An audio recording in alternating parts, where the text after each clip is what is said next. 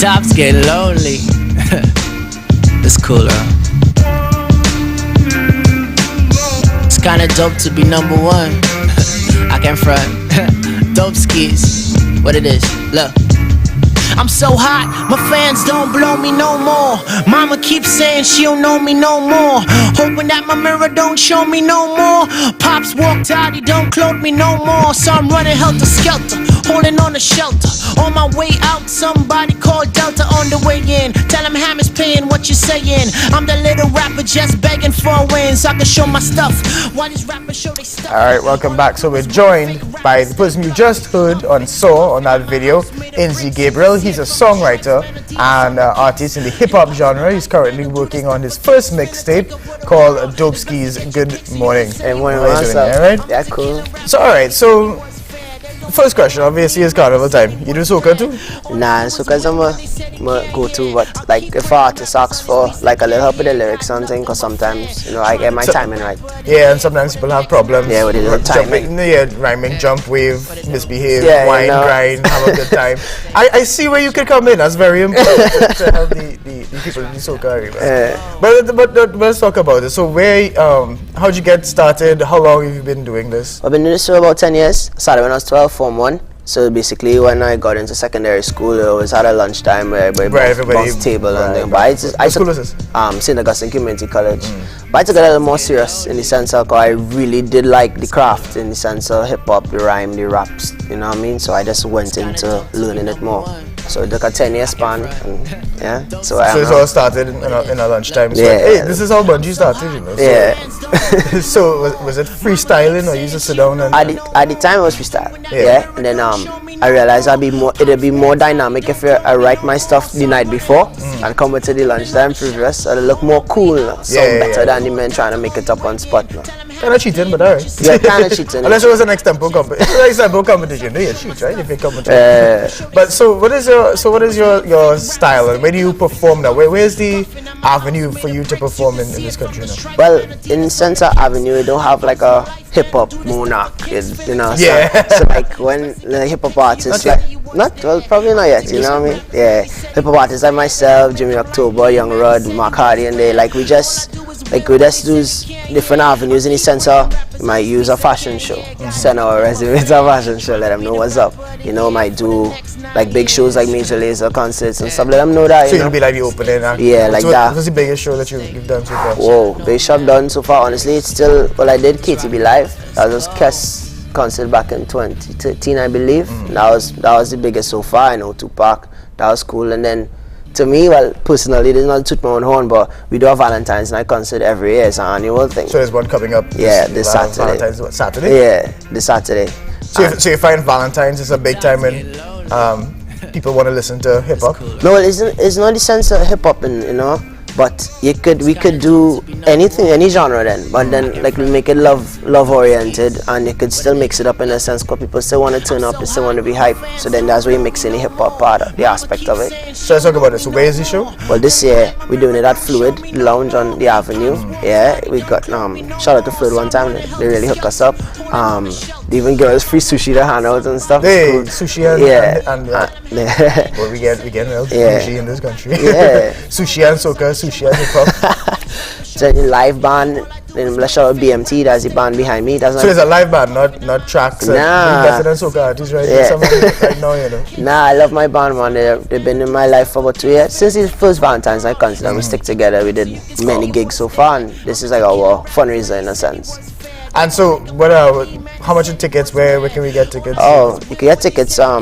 Well, hit me up on Facebook, Inzey, Inzey. Search me, you can message on the fan page or even my personal, and I'll get the tickets to you, or you can just come Fluid and pay at the door. So you can pay at the door, how much? Yeah, $60. $60, that's not too bad. Yeah, but you find you're going to get a good turnout, everybody in a soca mode and carnival Saturday. That's exactly it, like Fantastic Friday is the Friday before. Yeah. So that's soca mode. When everyone goes that, they're like, alright, cool, what am I going to do for Valentine's Night? I can't take my girl her next fete. Like, she be been fetting.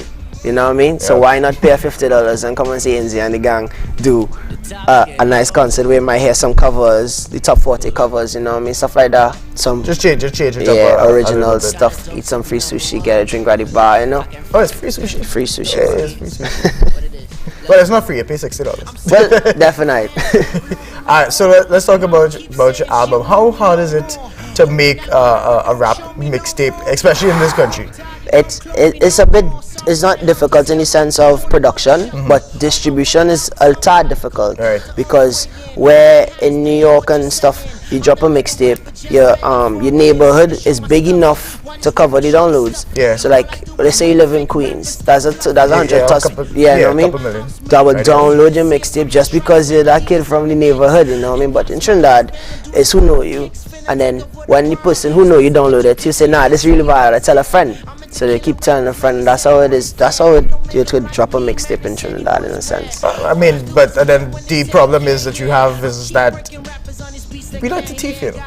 True. If I download an album, if I download your MP3, I just go to WhatsApp it to my friend. Hey, listen. No, but but then you get the notoriety, but you may not get the money. Yeah, no, but in the sense of a tape and how I intend to do the whole marketing thing about it, like I might print about 100 copies, probably more, and then do another show. Right. In the sense where you can only come to the show to get it. You understand? But this is not to like marginalize my numbers or just let people know that this is the only way I can get. I will still release it on the internet for free, in a sense. Right. You know what I mean? And then So you have like the best of both worlds. Yeah. So you have that exclusivity when they come to your country, Yeah. but then they still have Yeah. the stuff that you give away. exactly, on might have 2 less tracks. You know what I mean? Like what you get through on the internet. And then that way next year, you know, I'll have a whole different bottle of fans or basket of fans. Right. I'll say, hey, I want to see this performed live. You know, I really want to hear how this will sound live, or with him on a music video, stuff like that. And it's have different angles you could take it. And how much have you been relying on? You've been doing this for 10 years. How much have you been relying on, let's say, local radio stations to promote your stuff, or you just forget them, internet, just me? Now, I like radio. But to say to rely, really, I have not really did a single to say, well, all right, I'm gonna do this properly, take my time with this one, and distribute it. I have not done that yet. That is basically this year's, one of the plans for this year. So to put together a single and guide, I have not done that yet. But in the sense of the internet is a big help. You know what I mean? Because like I believe I have 100 plus tracks out on the internet. That's where I have like the fan base of my friends that listen to my stuff now. Is because of the stuff I have on the internet. My SoundCloud, YouTube, you know, they catch a video or two. You know, and instead of me on the radio, they can get me when they want now. So that's a more preferable. But then when you get the radio, you get that sort of, for lack of a better word, mainstream following that people can. But so what's holding you back from doing that? Is it a money thing, a time thing? No, it's not really, neither. You know, it's just I got the to me it was how I see it. I've been studying hip hop in the aspect of where it came from. You know, the US, New York, straight, and how you have a New York style. Yeah. very New Thanks York. so much. That seems to be your yeah, I'm a niche. And I do what they did. They would start from the streets, you know, like selling out the trunk. Yeah, selling out the trunk. Yeah, exactly. You have a car? Nah, not yet. Just now. Sell out your backpack, that's right. Yeah, dried up my bag. That's how everything, in a sense, where everybody know who you are. Then they say, all right, this is that kid, Inzey, cool. You know, I like his stuff. Then when the time comes for me to put my time and my money into a single, and I release it on the radio, just because they see I have that drive, that'll be that extra calling. Hey, play that Inzey song for me now, boy. That youth man working real hard out here, boy. You know, I see money grind, thing like that. And so I have the support of not only the fans but also the DJs that they hit me up on Facebook and say you're doing a really good job. You know, like me when you had that single. You know what I mean? In the sense of, what's it we're looking for? Street cred then. In the sense that they could pass me the road and be like, hey, message me, send my email, let me do this thing properly. You know, in the sense that they're begging me, but they know when the time come, they're willing to help.